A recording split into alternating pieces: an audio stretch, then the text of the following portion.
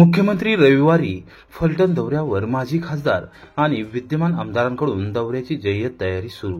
मुख्यमंत्री देवेंद्र फडणवीस यांच्या 26 ऑक्टोबर रोजी होणाऱ्या फलटण दौऱ्याच्या पार्श्वभूमीवर तयारीचा आढावा घेण्यासाठी आणि कार्यकर्त्यांशी संवाद साधण्यासाठी माजी खासदार रणजितसिंह नाईक निंबाळकर आणि आमदार सचिन पाटील हे फलटण कोरेगाव विधानसभा मतदारसंघाचा झंझावती दौरा करणार आहेत. बुधवार दिनांक 22 ते शनिवार दिनांक 25 ऑक्टोबर या 4 दिवसांच्या कालावधीत ते जिल्हा परिषद गटनिहाय आणि फलटण शहरातील प्रभागनिहाय बैठका घेऊन नियोजनाचा आढावा घेणार आहेत. या संदर्भात आमदार सचिन पाटील यांच्या जनसंपर्क कार्यालयातून मंगळवारी दुपारी 2 वाजता मिळालेल्या माहितीनुसार मुख्यमंत्री देवेंद्र फडणवीस हे 26 ऑक्टोबर रोजी फलटण शहरात येत असून त्यांच्या हस्ते मतदारसंघातील कोट्यवधी रुपयांच्या विकास कामांचे भूमिपूजन व लोकार्पण होणार आहे. या दौऱ्याची जय्यत तयारी करण्यासाठी आणि माहितीच्या सर्व पदाधिकारी व कार्यकर्त्यांना नियोजनाबाबत सूचना देण्यासाठी रणजितसिंह नाईक निंबाळकर आणि आमदार सचिन पाटील यांनी हा विस्तृत दौरा आखला आहे. या दौऱ्यात ते प्रत्येक जिल्हा परिषद गटातील प्रमुख पदाधिकारी आणि कार्यकर्त्यांच्या बैठका घेणार आहेत. तसेच फलटण शहरातील प्रत्येक प्रभागात जाऊन तेथील कार्यकर्त्यांशी संवाद साधणार आहेत. आगामी स्थानिक स्वराज्य संस्थांच्या निवडणुका लक्षात घेता या बैठकांना विशेष महत्त्व आले आहे. मान तालुक्यात जिल्हा परिषदेच्या 5 गटांमध्ये महिला उमेदवारांना संधी. अरुण गोरे यांचे सूचक विधान विरोधकांची हवा काढून टाकली. मान तालुक्यामध्ये ऐन दिवाळीमध्ये निवडणुकीपूर्वीच राजकीय पक्षामध्ये रणधुमाळी सुरू झाली असल्याचे चित्र पाहावयास मिळत आहे. या दरम्यान मंगळवारी दुपारी 3 वाजता ग्रामविकास मंत्री जयकुमार गोरे यांचे बंधू जिल्हा परिषदेचे माजी सदस्य अरुण गोरे यांनी दहिवडी येथे पत्रकार परिषद घेत मान तालुक्यातील 5ही जिल्हा परिषद गटांमध्ये महिला उमेदवार असतील असे स्पष्ट करून विरोधकांची हवा काढून टाकली आहे. मान तालुक्यात मसवड नगरपालिकेसह जिल्हा परिषद आणि पंचायत समितीच्या निवडणुका आगामी काळात होत आहेत. त्या पार्श्वभूमीवर अभय जगताप आणि राष्ट्रवादी काँग्रेसचे नेते, सातारा जिल्हा मध्यवर्ती सहकारी बँकेचे उपाध्यक्ष अनिल देसाई यांनी वेगवेगळी पत्रकार परिषद घेत मंत्री गोरे यांच्यावर एक प्रकारे टीका केली होती. या टीकेला उत्तर देत असताना अरुण गोरे यांनी अभय जगताप आणि अनिल देसाई यांच्या राजकीय कारकिर्दीचा पंचनामा केला. मान तालुक्यात जिल्हा परिषदेचे 5 गट असून या ठिकाणी सर्व महिला उमेदवार असतील असे सूतोवाच करत गोरे यांनी खळबळ उडवून दिली आहे. 2-3 दिवस झालं काही नेत्यांनी पत्रकार परिषद घेतली होती. यामध्ये खास करून वरपुट्याचे काही स्वयंघोषित नेते यांनी आदरणीय ग्रामविकास मंत्री जयकुमार गोरे भाऊ यांच्यावरती टीका टिप्पणी केली. मला त्यांना असं सांगायचं आहे खरं तर की अभयदादा, आपण खूप लहान आहे अजून. नामदार भाऊंच्यावर बोलण्याच्या अगोदर आपण कोण आहात हे एकदा कळू द्या. आपण आजपर्यंत कधी ग्रामपंचायत लढवलेलं आहे किंवा आणि कुठलंही इलेक्शन लढवलेलं नाही. आपले वडील स्वर्गीय शाबापू जगताप हे खरंच नेते होते आणि ते अतिशय प्रामाणिक नेते होते. माझे मित्र पिंटू दादाही त्याच पद्धतीनं काम करत होते. पण आपण कोणत्या पक्षात आहे हे एकदा क्लिअर करावं. गेल्या वेळेस आपण पवार साहेबांच्या तुतारीत आहे एकदा असं म्हणता, आता आपण स्वतः स्वयंघोषित आहे असं म्हणता. तर मला असं म्हणायचंय की खरंच तुम्ही पवार साहेबांच्या पक्षात आहात आणि तुम्ही सर्व 5ची गट लढवणार आहात तर तुम्ही स्वतः कुकुडवाड गट लढवून दाखवा. एवढंच माझं तुम्हाला चॅलेंज असेल. वरती ते परवा बोलताना असे म्हणाले की ग्रामविकास मंत्र्यांनी काय विकास केला. मी तुम्हाला खात्रीने सांगतो की भाऊंना 1 वर्ष होण्यासाठी अजून 1 महिना बाकी आहे. या मान खटावमध्ये 500 कोटीच्या वरती विकास कामं मंजूर झालेली आपल्याला सर्वांना दिसेल. नेते जे आहेत ते अनिल भाऊ देसाई, त्यांची काल प्रेस झाली. ते म्हणले की आमच्या 18 जणांचं कुटुंब एक आत्म्याने काम करतं. अतिशय चांगली गोष्ट आहे अनिल भाऊ. परंतु आपण आत्ता सध्याला तरी राष्ट्रवादी अजितदादा गटात आहात.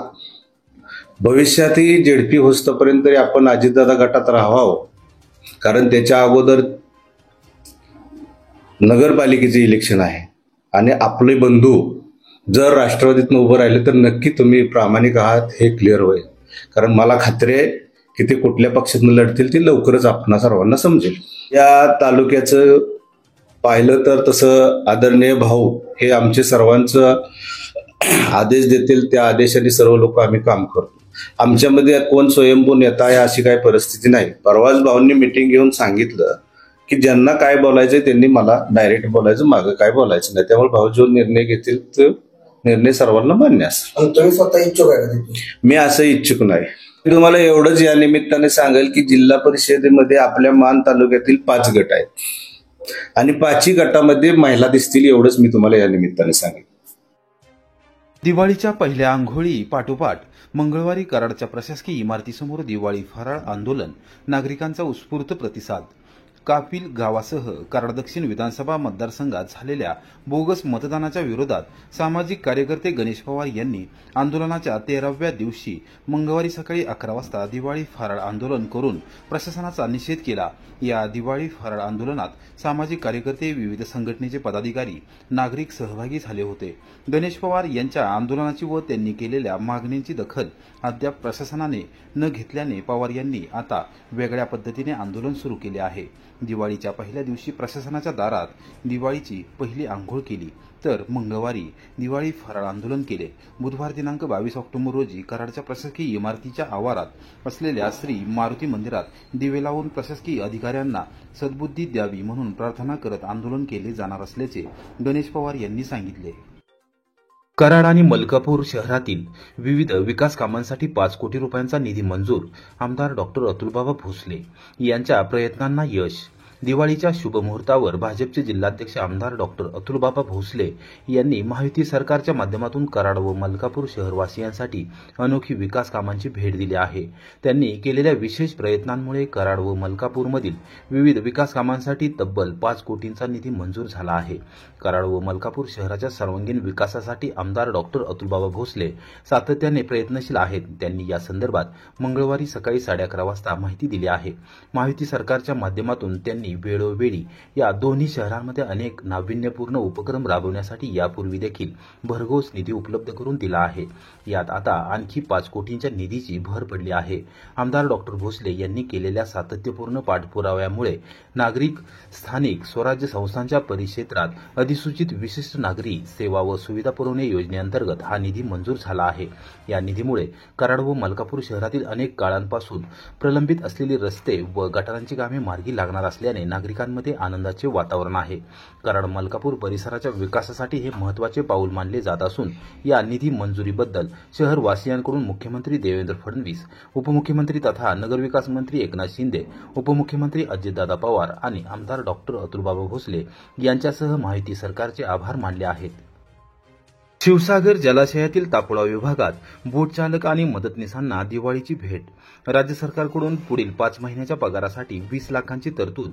कोयना धरणामुळे शिवसागर जलाशयाची निर्मिती झाली असून महाबळेश्वर तालुक्यातील तापोळा येथे जलवाहतुकीसाठी कार्यरत असणाऱ्या कंत्राटी कर्मचाऱ्यांच्या मानधनासाठी, त्याचबरोबर बार्ज आणि लॉन्चेसच्या देखभाल दुरुस्तीसाठी राज्य सरकारने तब्बल 20 लाख रुपयांचा निधी मंजूर केला आहे. मदत व पुनर्वसन मंत्री मकरंद आबा पाटील यांच्या पुढाकाराने राज्य सरकारने हा निर्णय घेतला आहे. त्यामुळे बोट चालक व मदतनीसांचे 5 महिन्याचा पगाराचा प्रश्न निकाली निघाला आहे. मंत्री पाटील यांनी मंगळवारी दुपारी 1:30 वाजता सोशल मीडियावर माहिती दिली. कोयना खोऱ्यामध्ये जलवाहतूक कायम सुरू असून स्थानिक दुर्गम भागातील ग्रामस्थांना प्रवासाची सुविधा उपलब्ध करून देण्यात आली आहे. त्याचबरोबर आरोग्य, दळणवळण आणि शिक्षणासाठी बार्ज आणि लॉन्चमधून वाहतूक केली जाते. राज्यभरातील किंबहुना देशभरातील पर्यटकांना कोयना जलाशयाच्या अंतर्गत भागापर्यंत प्रवासाची सोय होत असून स्थानिकांच्या रोजगार निर्मितीमध्ये मोठी वाढ झाली आहे. मात्र तापोळा येथील बोटचालक व मदतनीसांचा पगाराचा प्रश्न ऐरणीवर येत होता. या मतदारसंघाचे आमदार या नात्याने मंत्री मकरंद आबा पाटील यांनी या विषयात लक्ष घातले होते. मुख्यमंत्री देवेंद्र फडणवीस, उपमुख्यमंत्री एकनाथ शिंदे व अजितदादा पवार तसेच महसूल मंत्री चंद्रशेखर बावनकुळे यांच्याशी त्यांनी याविषयी चर्चा करून बार्ज व लॉन्चेसच्या देखभाल दुरुस्तीबरोबरच कंत्राटी कर्मचाऱ्यांच्या मानधनाचा प्रश्न मार्गी लावून घेतला आहे. महसूल व वन विभागाने सोमवारी रात्री याबाबत शासन निर्णय प्रकाशित केला असून त्यामध्ये जलवाहतुकीसाठी कार्यरत असलेल्या कंत्राटी कर्मचाऱ्यांच्या मानधनासाठी तसेच बार्ज व लॉन्चेसच्या इंधन व देखभाल दुरुस्तीसाठी 20,03,310 रुपयांचा निधी मंजूर केला आहे. राज्य सरकारच्या या निर्णयामुळे barge Sarang, barge engine driver, barge मदतनीस, लॉन्च चालक व लॉन्च वाहक यांना मोठा दिलासा मिळाला आहे.